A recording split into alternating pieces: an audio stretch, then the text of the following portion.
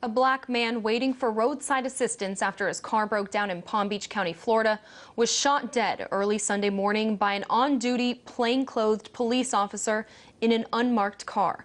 31-year-old Corey Jones had just finished playing a gig with his band, Future Presidents.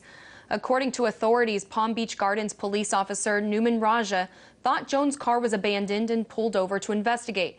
Authorities have said very little about the interaction so far. We know Jones got out of the car and Officer Raja shot and killed him. The police chief says Raja was confronted by an armed man, and they did find a gun at the scene, legally purchased by Jones 3 days earlier.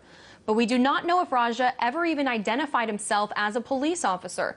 In fact, nothing is known about the interaction since the officer did not have a dash cam or body camera. Well, tonight, family and friends are in mourning and demanding answers. Earlier, I spoke with Jones' bandmate, Boris Semyonov, who was one of the last people to see him alive. There was nothing out of the ordinary. It was a great show. We had fans that came out, and after the show, I spent some time with fans. We had some folks that had flown in from Ohio and were in the area and came out to see the band from the last time we had played shows up there. And we just had a wonderful, normal night. We performed our show, nothing out of the ordinary. Corey seemed completely himself. You know, at the end of the night, we started, you know, putting all of our gear away. At that point, at the end of the night, I said, "Hey, man, thanks, great show. Love you, man. See you later. Nice job tonight." And he just said, "You too, thanks, bro. I'll see you later. See you later." And we gave each other, you know, a handshake and a high five. And he drove home. And the next thing I know is several hours later, you know, 12 to 13 hours later, I got a phone call from his brother saying that Corey was gone. And I said, what do you mean? What hospital can I go to? And he said, "No hospital, man. He's gone. He's not at the hospital. They took him to the morgue." I'm so sorry, and I know it's difficult to be sharing this experience. What do you think about what you've heard so far about what happened early Sunday morning? What I think is something seems very wrong. There's a huge gap of time and a huge gap of information. I know that the officer had been investigated previously at his previous position out of state for mishandling evidence. So I have no trust that this police officer has integrity, that this police officer is competent or capable of handling the situation. Clearly he was not, and also the information or the report. So I'm very, very concerned about this. What was Corey like? Was he a confrontational man? Not at all. Corey was the most calm, respectful to everyone, authority, friends, was the most calm, respectful person I've ever met. We had a show a while ago where there was two people fighting, and they were using the N-word and using racial slurs, calling everyone the N-word. And Corey didn't even flinch. He said, "Oh man, let's get out of here. This is stupid."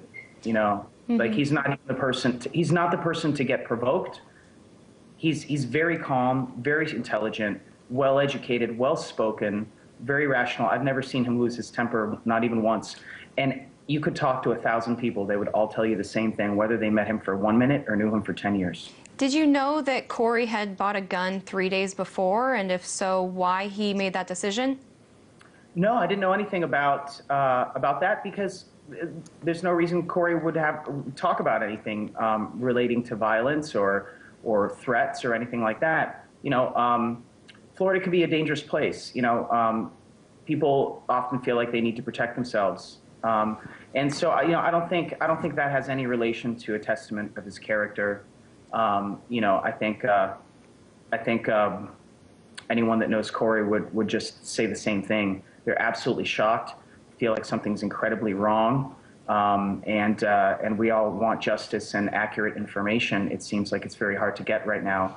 Even local reporters in the area have told me that there's a silence from the police that they've never experienced before. So even local reporters are very surprised at the lack of information and the lack of communication from the Department of Police in Palm Beach Gardens. Now, Bo, your band, Future Presidents, it considers itself to be a social movement band, and you've written and talked about maybe the biggest social movement of our time, Black Lives Matter, police brutality. It's different to be writing and singing this and to now be in the middle of it all.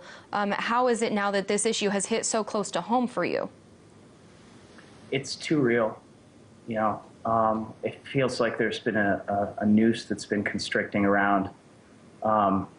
You know, I'm very, very opinionated about those who are supposed to protect us and need to protect its citizens, and that should be their primary goal. You know, I feel like the American police force is ill-prepared. We see a pattern of behavior across the United States where the police force are not equipped mentally to properly control and assess and evaluate and deal with situations. I feel that there's a huge gap between training and execution of protocol and being competent, many lapses of judgment.